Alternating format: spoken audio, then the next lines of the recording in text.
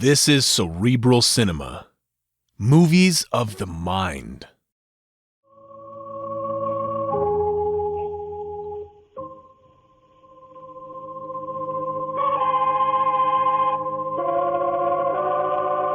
From New York, the makers of Clippercraft clothes for men and 924 leading retail stores from coast to coast present the world's most famous detective, Sherlock Holmes.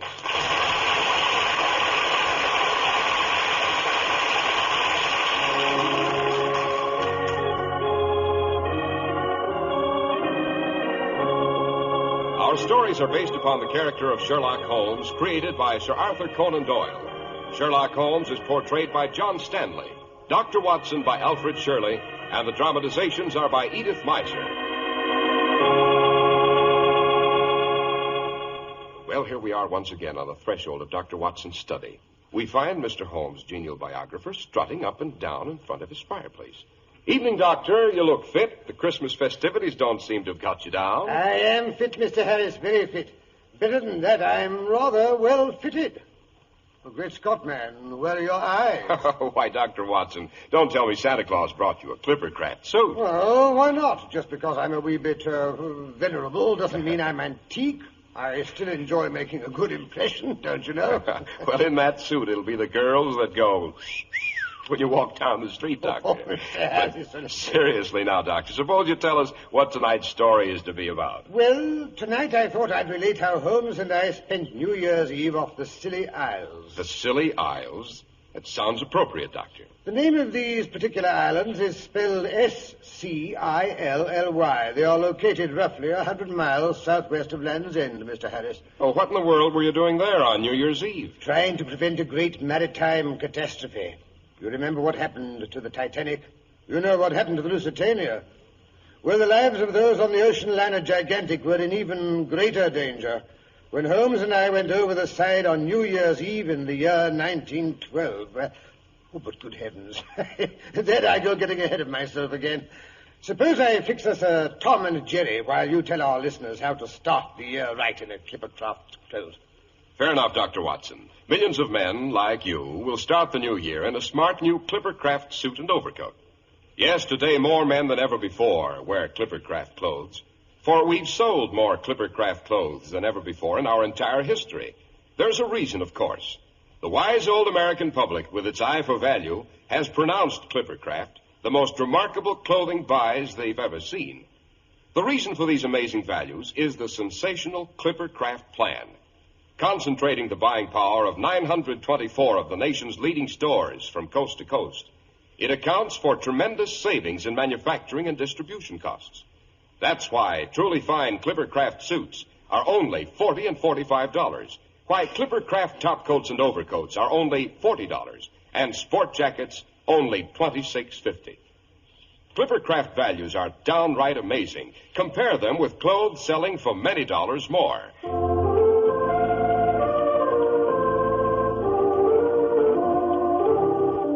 And now, Dr. Watson, to return to the New Year's Eve you and Sherlock Holmes celebrated on the good ship Gigantic. Yes. Here's your Tom and Jerry, Mr. Harris. Thank you, Be Doctor. careful, don't burn yourself.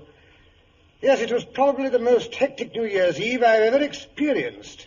Nothing is as terrifying to a seafaring man as the thought of fire aboard ship, the panic, the isolation. Oh, but that's neither here nor there. Yes, let me see. It was the last day of the year 1912. Its inception was sufficiently placid, I must say. A light snow was falling as Holmes and I seated ourselves on either side of a well-filled breakfast table. The flames of our sea-coal fire reflected themselves cheerfully in the generous coffee pot. The whole house was filled with the pleasant aroma of the stuffing Mrs. Hudson was preparing for our New Year's goose. Suddenly there came a frantic jangle at the front door bell.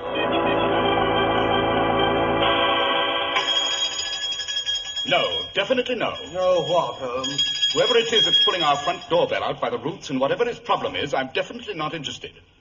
Yes, Watson, being the world's greatest consulting detective has its disadvantages. People always manage to get into difficulties at the most inopportune moments. Yes, you should try being a doctor, Holmes. No female since Eve has ever decided to become a mother at a convenient time. Oh, come in, confound it. Mr. Holmes? Mr. Sherlock Holmes? Naturally. Whatever your problem is, I warn you it'll have to wait till after the holidays. But it can't wait, Mr. Holmes. Close to 2,000 lives are at stake. I pray to heaven you'll be able to reach them before it's too late. Reach whom? Where? And what is this disaster you anticipate with such trepidation? The steamship Gigantic, Mr. Holmes. She should be somewhere off the Scilly Isles by midnight. We've been reliably informed that an attempt will be made to set fire to her at that time. If successful, it'll be the greatest disaster in all maritime history. Yes, in that case, I suppose I shall have to forego the little celebration I'd planned for this evening. Have to? Well, really, Holmes, you are a cold-blooded fish. Oh, I'm sorry. I don't believe you've met my colleague, Dr. Watson. Mr. Pembroke.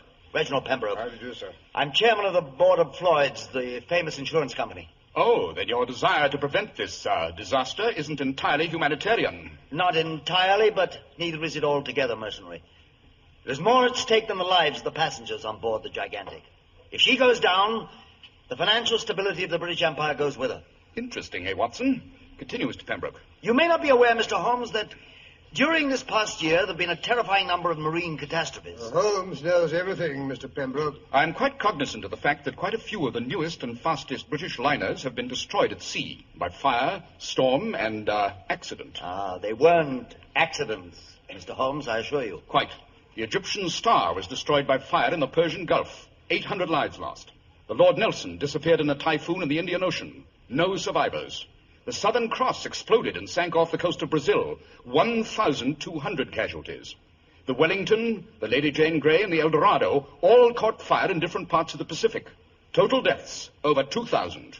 But the greatest disaster was last April, when the Titanic ran into an iceberg with a loss of over 1,500 souls. The public's becoming panicky about traveling on British ships. The ships of other nationalities are taking all our trade. 3 banks and nearly 10 investment concerns who had large marine interests have gone to the wall. Even Floyd's is not too secure. But that is not the most serious aspect of the situation. Really? Good Lord, don't tell me there's worse to come. Much worse, Dr. Watson. Those ships disappeared in many parts of the world. They were sunk by diverse methods. One factor, however, was the same in each disaster. And that was? The cargo carried by each ship was gold. English gold. Oh. If it ever became known how much British bullion lies at the bottom of the 7 seas, British credit would be badly crippled. As a matter of fact, the Bank of England has been forced to import a large shipment of gold from Canada. And it's on the Gigantic. Good Lord, no wonder you're upset. The whole economic structure of the British Empire is at stake, Mr. Holmes. Nothing must happen to the Gigantic. What makes you think anything will? A cable was sent shortly after the Gigantic left Queenstown. She makes a stop in Ireland on her eastbound voyage, you know. She sailed shortly before dawn this morning. The gangplanks have been drawn in, the last line have been cast off, and the great propellers have begun to churn. Suddenly the dockmaster noticed someone sliding down the ship's side on a rope.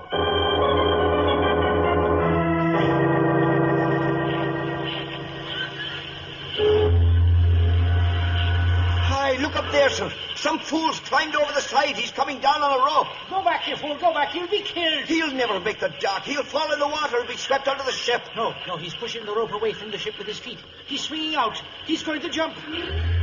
He made it. Someone up on the bridge has seen him. He's calling to The him. chap picked himself up. He's shouting back. Happy New Year to you up there! Happy New Year! In hell! Good Lord, I know the man, sir. It's Smoky Joe, the firebug. If the Gigantic don't catch fire between here and Southampton, I'm a Dutchman.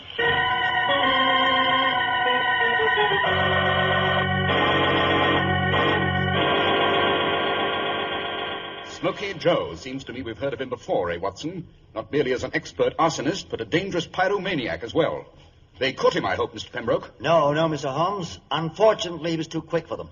He crawled down a ladder and disappeared among the pilings under the docks. So, the Gigantic is headed for Southampton with a nice bit of Joe's handiwork aboard. You think it's a firebomb, eh, Holmes? Not necessarily, Watson. There are many ingenious ways of starting a fire, you know.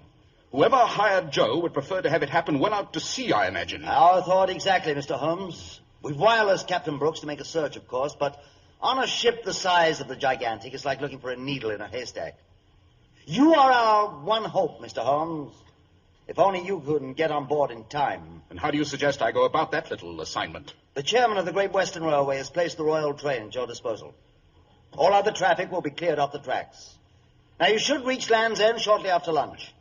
My yacht, the Albatross, will be waiting for you in the harbor at St. Ives. It's a very speedy little craft, and with any luck you should sight the gigantic around 11 o'clock tonight. Yes, 11 o'clock.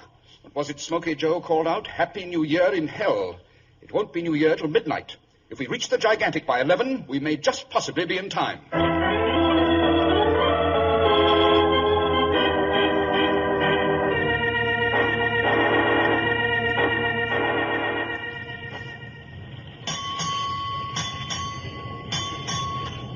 Six bells. It's 11 o'clock. Confound this fog. We've had to reduce our speed to half. Oh, we'll never catch up to the gigantic now, Holmes. Nonsense. She's had to slow down, too. I only hope we don't miss her entirely in this fog. I don't really care. You don't sound very fit, Watson. What's up? Do you have to use that unfortunate expression? Don't tell me you're feeling squeamish. It's this confounded roll. I can stand a good brisk sea, but this bobbing about in a teacup. Pity I didn't bring the Mothersil's seasick pills. Oh, Mothersil's bar. There's only one remedy for this sort of thing. What's that? Staying on shore. Jolly way to spend New Year's Eve, this is. Who do you suppose is responsible for these confounded sinkings, anyway? Mr. Pembroke seems to feel it's a foreign plot. The Middle East European shipping industries benefit the most, of course. Holmes, did you hear that? By Jove, yes.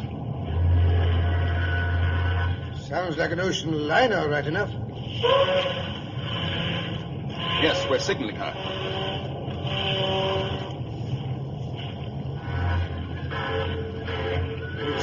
Scott, there she is, the gigantic looming out of the fog. Looks like a mountain coming at us.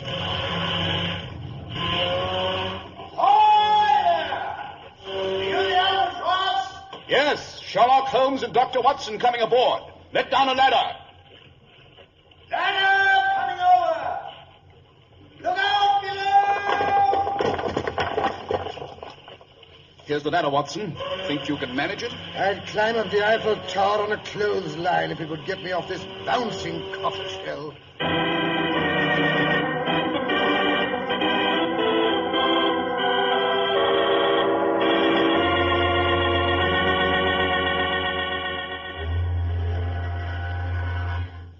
Quite an impressive array of instruments you have up here on the bridge, Captain Brooks. Yes, Mr. Holmes. On the Gigantic, we have the latest of everything. And none of it's any real use in case of fire. I'd sooner face a typhoon or a shipwreck, or a mutiny even, dod rat it, than a fire on board ship. Surely a ship this size should be fairly fireproof. That's what you might think, Dr. Watson.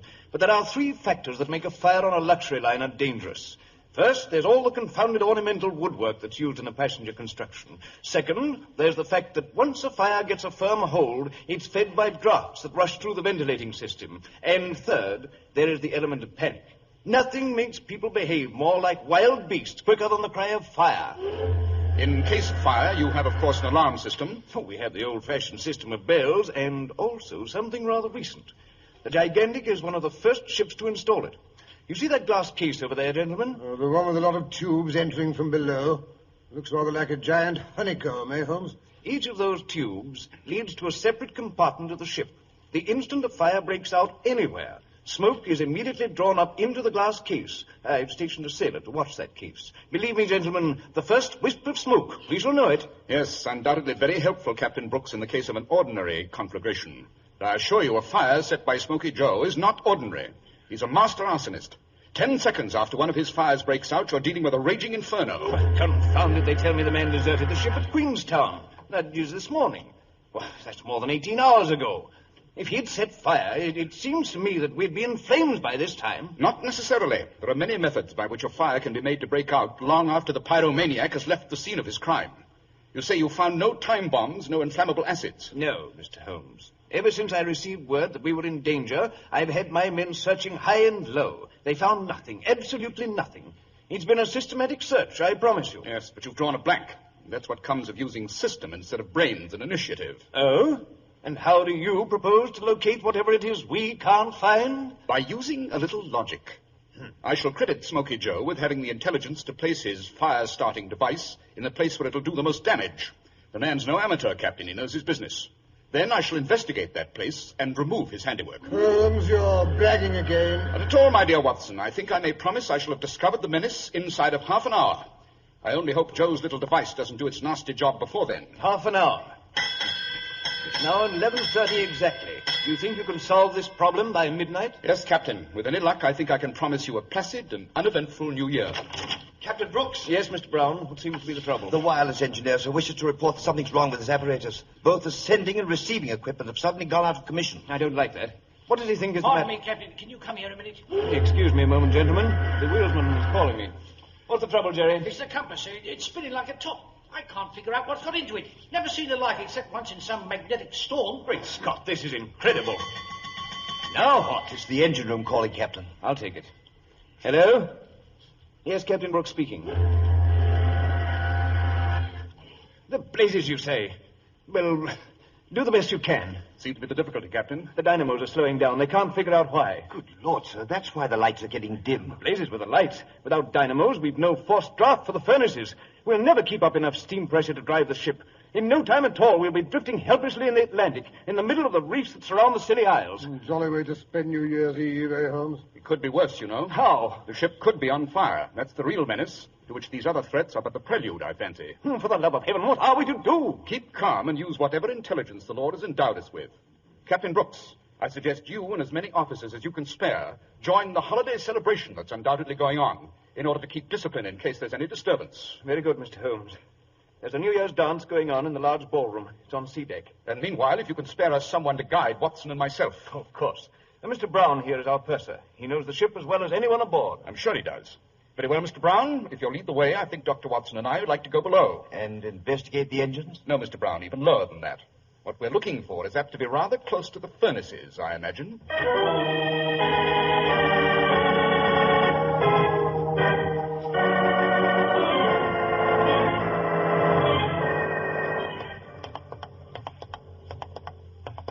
Oh, these iron stairs that go round and round to make me dizzy.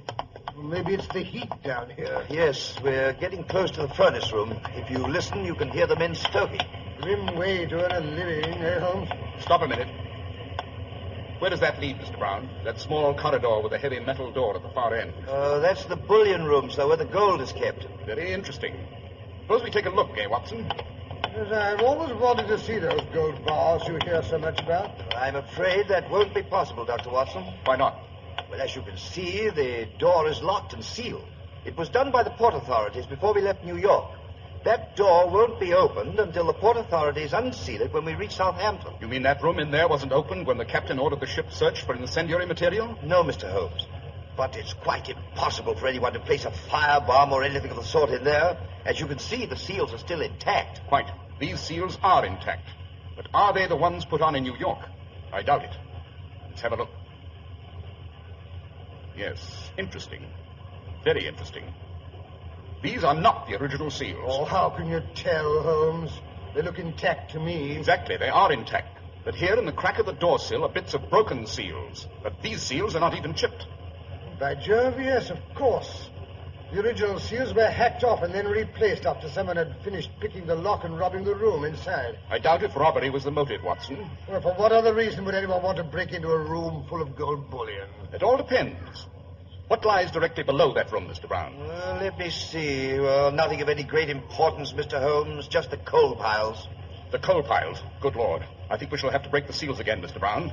Here, Watson, help me. But the door is locked, Mr. Holmes. Even after the seals have been removed, we shall have to get the key from the captain. No time for that. Hand me my burglar tools, Watson. Very well. What? Good heavens, you mean you could actually pick a lock with those things? If Holmes ever turned thief, Mr. Brown, even the Bank of England wouldn't be safe. Yes, that should do the trick. Now, if you'll help me draw the bars, Watson. Yes, with pleasure. Well, there you are, Holmes. Now, let's see. Say, it's black in there, isn't it? Is there a light inside, Mr. Brown? No, Mr. Holmes, I'm afraid not. Then we shall have to prop the door open. The light from the corridor will have to do for our investigations. Come on, Watson. Holmes, that smell. Phew. Strong and acrid. Like sulfur, only with more bite. Seems to be coming from this large tin. Suppose I light a match. Oh, this village, stop! Don't be alarmed. I know better than to light a match around a tin which is leaking sulfuric acid. I only wanted to know how much you knew about Smoky Joe's incendiary device, Mr. Ludwig Brown, spelled B-R-A-U-N, if I'm not mistaken. So you recognize me? Yes, that dueling scar over your left eye. It's rather a giveaway, don't you know? So you have found how we are going to set fire to the ship. By having the acid drip through a hole in the floor onto the coal beneath. The first shovelful of that acid-soaked coal that goes in the furnace, and the whole of a ship will be a blazing inferno. Nothing could put out that fire. Don't you mean that's how you were going to start the fire? My dear Mr. Holmes, you do not think we will let a small obstacle like the famous Sherlock Holmes stand in our way? Now, listen to me. Don't raise your fist at me or I'll let you have it. Never argue with a Luger pistol, Watson. Well, that's the first sensible remark you've made, Mr. Holmes. I'm sorry to leave, but the stokers should reach the sulfuric acid impregnated coal in about 10 minutes, I believe. So I must be going. This room will be a roaring oven once it starts. You'll be rather badly overdone, gentlemen. Goodbye, then. So sorry I cannot say auf Wiedersehen. The door. He's bolted it. Even you can't open it now, Holmes. Shut up, Watson, and help me look for the opening. What opening, for heaven's sake? The opening that leads to the tube that ends in the captain's new fire-detecting machine. It should be somewhere near the ceiling. But, Holmes, I can't see a thing in this black hole of Calcutta. You can feel, can't you?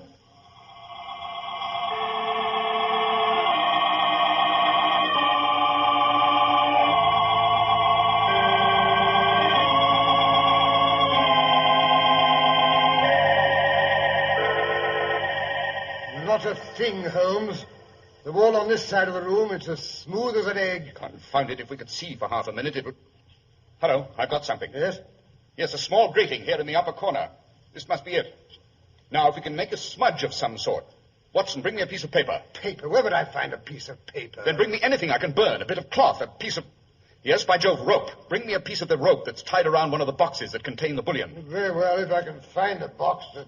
Oof! Now what? I found it. Confound it. The knots are tied so tight I Blazes with knots. Cut the rope, Watson. Use your pocket knife. Oh, very well. There you are, Holmes. It's a short length, I'm afraid. I only want enough for a smudge. Nothing like a bit of hempen rope to... Holmes, for heaven's sake, you're not going to set a match to that thing in here. There'll be an explosion. Have to take the chance, Watson. With any luck, the sulfuric acid fumes won't be too concentrated up here near the ceiling. Well, here goes. 1, 2. Now, if we can persuade the rope to smolder. Yes, there she goes. Certainly makes plenty of smoke, eh, Holmes? The important thing, it's being drawn up through the grating. How long before they come to investigate, do you suppose? It all depends on the mental acumen of the sailor who's watching that fire-detecting machine. Well, let's hope he's brighter than he looks. It may be my imagination, but it seems to me I can feel the metal flooring under my feet beginning to get hot.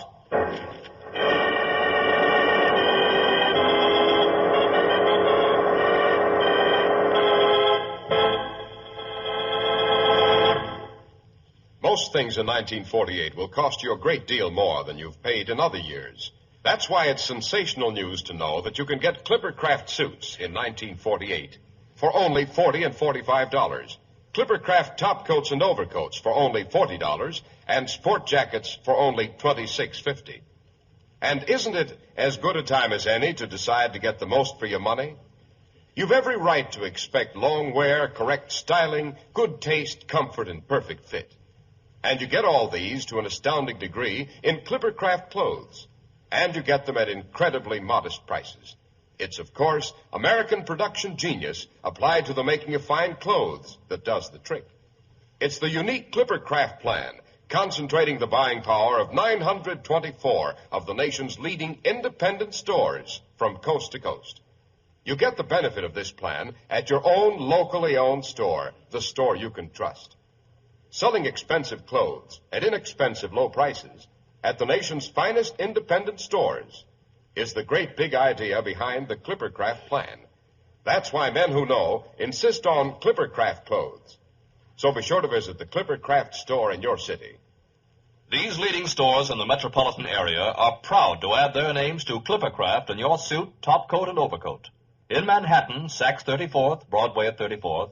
John Wanamaker Men's Stores, Broadway at 8th and 67 Liberty Street.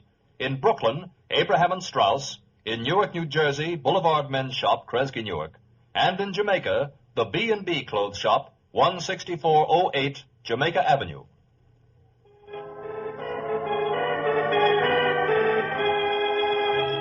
Now let's rejoin Sherlock Holmes and Dr. Watson, locked in the smoke-filled bouillon room of the gigantic.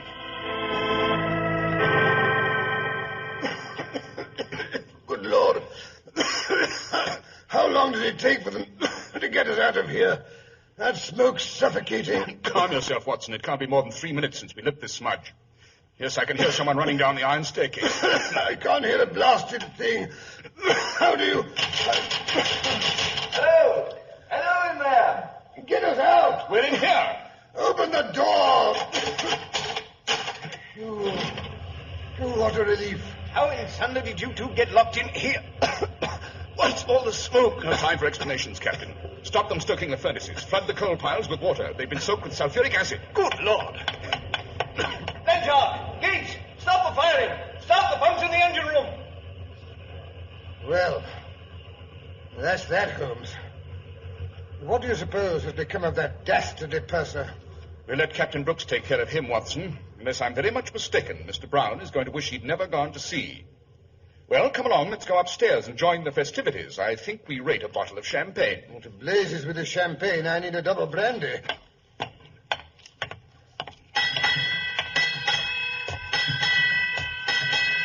8 bells.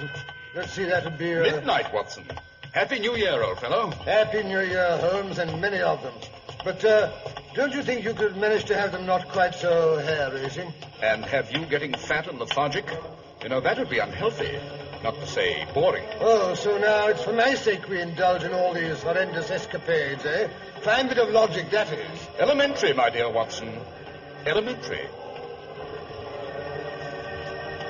But here's the ballroom. Suppose we join the party. Fine, my dear. Oh, lang syne, we'll take a cup of kindness yet.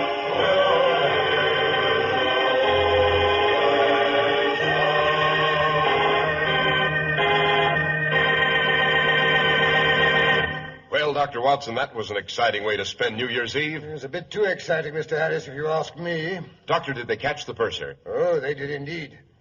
Mr. Brown and 5 of his accomplices were thrown in the brig. That was the end of the disasters in the British Maritime Service. When did Holmes first suspect the purser was the villain of the piece? When he came onto the bridge and threw his overcoat on a chair near to the compass, whereupon the compass went berserk. Holmes immediately suspected the coat contained a powerful magnet of some sort. And was he right, Doctor? My dear Mr. Harris, was Sherlock Holmes ever wrong? But come, fill your mug and let us wish our radio friends a prosperous, happy, and peaceful New Year. Indeed we do, Doctor. And now, Dr. Watson, would you like to give us a hint about next week's story? Next week, I think I'll tell you how Holmes and I trapped a famous jewel thief right in our own rooms in Baker Street by the use of what was then a fabulous new invention, the gramophone.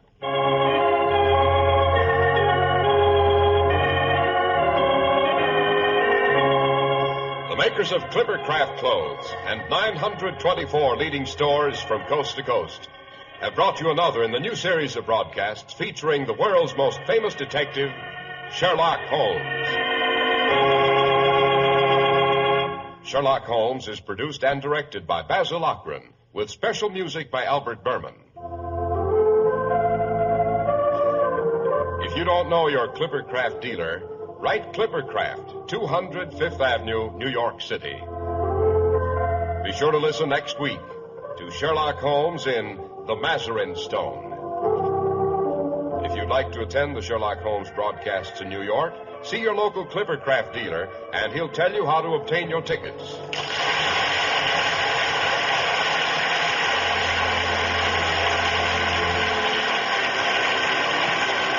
is Cy Harris speaking for Clippercraft Clothes for Men, wishing you a happy and prosperous New Year from all of us at Clippercraft. This is the world's largest network serving more than 450 radio stations and usual broadcasters. Cerebral Cinema hopes you have enjoyed this movie of the mind.